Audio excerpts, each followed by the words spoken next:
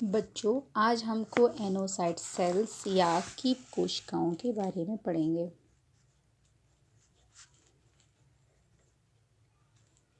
तो कोएनोसाइट्स या कीप कोशिकाओं को हम कॉलर सेल के नाम से भी जानते हैं। कॉलर सेल, ठीक है। तो ये कहाँ होती हैं? तो हमने अभी पिछली क्लास में पढ़ा, पॉरीफेरा फाइलम पढ़ा था। तो पॉरीफेरा फाइलम का एक कैरेक्टरिस्टिक्स है, कोएनोसाइट सेल जो है कैरेक्टरिस्टिक्स है किसका? पॉरीफेरा फाइलम का। तो कल हमने आपको बताया था कि जो बॉल होती है पॉरीफेरियंस की, वो उसकी 3 लेयर्स होती हैं। फर्स्ट जो होती है पेनेकोडर्म होती है, दूसरी होती है गैस्ट्रोडर्म होती है, और बीच की स्पंजो सील होती है। सो ये वाली जो सेल थी वो पेनेकोसाइट से बनी हुई थी। ये वाली मेम्ब्रेन किससे बनी थी? पेनेकोसाइट से बनी थी, ठीक है। और जिनमें से पोर्स होते हैं उन्हें हम पोरोसाइट भी बोले थे।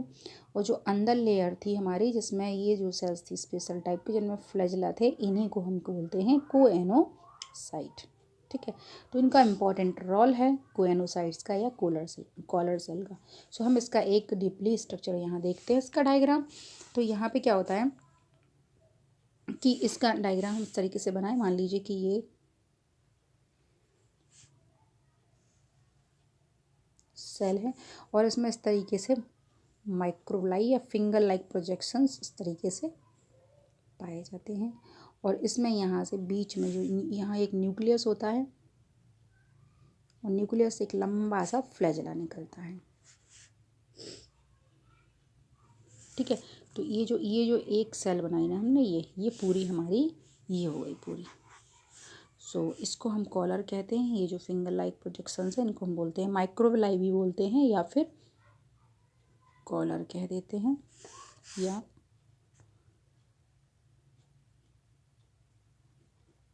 माइक्रोविलाई। क्या है? न्यूक्लियस, फ्लैजेला,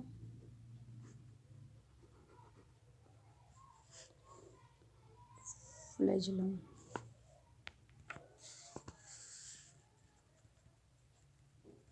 साइटोप्लाज्म इसके अंदर।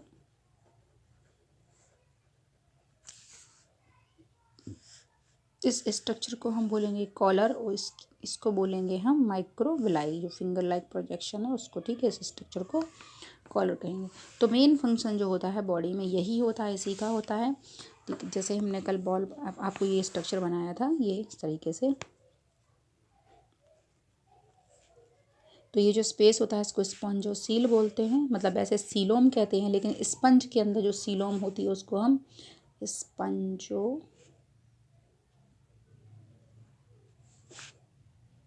सील कहते हैं, ठीक है। स्पंज के अंदर जो कैविटी पाई जाती है उसको स्पंजोसील कहते हैं। तो क्या होता है कि यहाँ जो ऑस्ट्रिया छिद्र होते हैं, ऑस्ट्रिया होते हैं, यहाँ से वाटर स्ट्रीम अंदर जाती है, यहाँ से होते हुए यहाँ से ये इस तरीके से जब यहाँ से बाहर मतलब यहाँ से मान लीजिए ये कैनाल सिस्टम है, ठीक है। अभी आपको कैनाल सिस्टम भी अलग से पढ़ाते हैं। मान लीजिए कि किसी सेल के अंदर इस तरीके से छेद है, और यहाँ पर भी एक छेद है।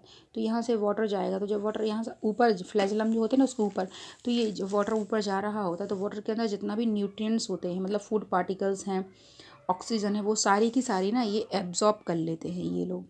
ये जो माइक्रोविलाइज हैं, यहाँ से वाटर स्ट्रीम जा रही होगी ऐसे, यहाँ वाटर टच करेगा, यहाँ टच करेगा, तो यहाँ से क्या करेंगे, ये फूड पार्टिकल्स अपने लिए ले लेगा, यहीं से ऑक्सीजन जो भी न्यूट्रिएंट्स चाहिए होंगे वो ले लेंगे, और यहाँ पे डाइजेशन प्रोसेस हो जाता है, ये प्रोसेस अपना स्टार्ट हो जाती है, ठीक है। और साथ ही इसके पास जो भी एक्सक्रीशन होगा, मान लीजिए कि इसके पास नाइट्रोजन सब्सटेंसेस CO2 है, वो यहाँ पे इस वाटर स्ट्रीम में रिलीज़ कर देगा, यहाँ पर सारा रिलीज़ होगा, और ऑस्कुलम के थ्रू ये बाहर निकल जाएगा। क्योंकि जो स्ट्रक्चर होता है उसका स्पंज का मान इस तरीके का है, इस तरीके का है, तो यहाँ छेद हैं ये, सो यहाँ से वाटर एंटर कर रहा है, ठीक है। और ये ऑस्कुलम है, तो ऑस्कुलम से वाटर स्ट्रीम जो है वो बाहर निकल रही है। सो यहाँ से अच्छी चीज़ें जाती हैं अंदर, और यहाँ से ये सारा का सारा वाटर, वेस्ट वाटर जो होता है वो बाहर निकल जाता है, गंदगी बाहर निकल, फिर न्यू वाटर अंदर। इस तरीके से प्रोसेस चलती रहती है। तो जो कोएनोसाइट सेल्स हैं या कीप कोशिकाएं हैं, उनका मेन फंक्शन क्या है कि टू कैप्चर फूड, खाने को पकड़ने में ये हेल्प करती हैं, ठीक है। रेस्पिरेशन में हेल्प कर रही हैं। रेस्पिरेशन में क्या हेल्प कर रही हैं? ये यहाँ से जब जा रहा है तो ये O2 को ले रहा है वाटर से। साथ ही एक्सक्रीशन में हेल्प कर रही हैं, एक्सक्रीशन में भी ये हेल्प कर रही हैं। तो ये इनके 3 मेन फंक्शन हो जाते हैं किसके, कोएनोसेल्स के, कोएनोसाइट सेल्स के या कीप कोशिकाओं के। सो कीप कोशिकाएं जो हैं या कोएनोसाइट्स जो हैं वो मुख्य लक्षण है किसका, स्पंजोसील का या पोरीफेरा संघ का। अब इसके आगे हमारा नेक्स्ट है कैनाल सिस्टम। तो कैनाल सिस्टम ना जो है वो बनता कैसे है, तो यहाँ पे देखो एक स्पंज है, ये स्पंज की बॉडी है, ये सबस्ट्रेटम है, वहाँ पे ये अटैच है, ये उसका ऑस्कुलम है। तो इसकी हम इसका ना हम LS काटते हैं तो इस तरीके से ये डबल लेयर्ड हमें दिखेगा। ये स्पंजोसील है, ये स्पंजोसील है, क्या है, स्पंजो सील। सो यहाँ पे जो छेद है ना, जो ऑस्ट्रिया हैं वो इस तरीके से ओपनिंग कर रहे होंगे। एक ओपनिंग यहाँ है, एक ओपनिंग यहाँ है, एक ओपनिंग यहाँ है, एक ओपनिंग यहाँ है, ठीक है, इस तरीके से। तो यहाँ से एंटर करेगा वाटर, यहाँ भर जाएगा। तो इसी को हम कैनाल सिस्टम बोलते हैं कि किस तरीके से कैनाल बनी हुई। तो कैनाल सिस्टम ना 3 टाइप्स का होता है मोस्टली। कितने टाइप का होता है, पोरीफेरा में 3 टाइप्स का होता है। सो फर्स्ट होता है हमारा एस्कन टाइप का कैनाल सिस्टम, या इसको एस्केनॉइड कैनाल सिस्टम भी कहते हैं। एस्कोनॉइड कैनाल सिस्टम।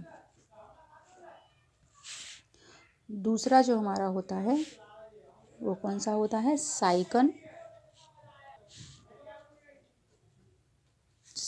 टाइप और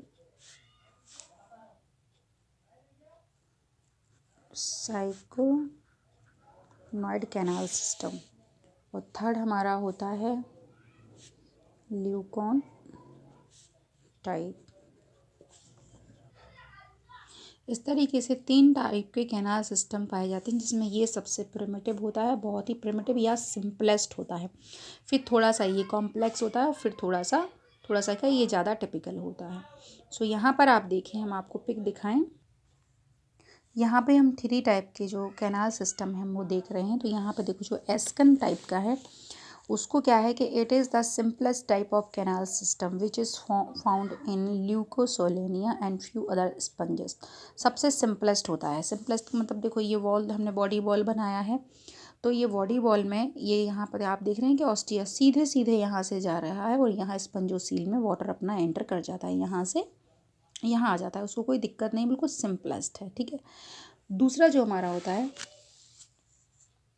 इसके आगे जो एस्कन है उसमें it is the only canal system type which is the spongocoel directly lined by choanocyte cell shown as below. So ये बोल रहे हैं कि जो ये वाला कैनाल सिस्टम है वो कोएनोसाइट से लाइंड होता है, वो उससे इस तरीके से कवर्ड अप होता है, ठीक है। दूसरा जो हमारा है वो है साइकन टाइप का, साइकोनॉइड कैनाल सिस्टम है। So it is found in sycon. ये किस में पाया जाता है, साइकन में पाया जाता है। और वो वाला हमारा कहाँ था, ल्यूकोसोलेनिया में पाया जाता है, एस्कन टाइप का। क्वेश्चन आता है कि साइकन में किस टाइप का कैनाल सिस्टम पाया जाता है, यहाँ से ऐसे ही क्वेश्चन आते हैं। And some other species sponges में ये टाइप का कैनाल सिस्टम प्रेजेंट होता है। It develops from ascon type. तो जो पहला वाला एस्कन हम पढ़ चुके हैं ये वाला, उसका ही ये उसी से ये डेवलप हुआ है। मतलब ये थोड़ा सा टिपिकल हो जाता है, मतलब इसमें ना जो ये मेम्ब्रेन होगी ना वो थोड़ी सी फोल्ड हो जाएगी। देखो यहाँ पे जैसे ये जो मेम्ब्रेन है ना, ये अब ऐसे ऐसे फोल्ड हो गई है, देखो ये यहाँ दिख रही है ना, ये इस तरीके से फोल्ड हो गई है जो हमारी ये मेम्ब्रेन है। तो ये दूसरे टाइप का हमारा सेकंड टाइप का जो है वो कैनाल सिस्टम बन जाता है। इसकी वजह से जो स्पंजोसील होती है उसका भी थोड़ा सा एरिया जो है वो कम हो जाता है, क्योंकि यहाँ चला जाता है, ठीक है। फिर थर्ड जो हमारा होता है वो हमारा कौन सा है, ल्यूकन टाइप का है। तो ल्यूकन टाइप का है वो स्पंजला में पाया जाता है या ल्यूकोनाइड कैनाल सिस्टम है। तो इसमें क्या होता है, इसमें और ही ज़्यादा ये जो मेम्ब्रेन होती है और ही ज़्यादा फोल्ड हो जाती है इसकी जो ऊपर वाली कैनाल सिस्टम। जैसे यहाँ पे आप देख रहे होंगे, ये देखिए यहाँ से ये पोर है, यहाँ से यहाँ जा रहा है सीधा, फिर यहाँ चला जाता है, मतलब नेटवर्क बन गया है एक तरीके से। फिर यहाँ वाटर जो है, मतलब वाटर को ना यहाँ पर आने के लिए बहुत टेढ़ा मेढ़ा रास्ता यूज़ करना पड़ेगा, तब जाके वो यहाँ आएगा।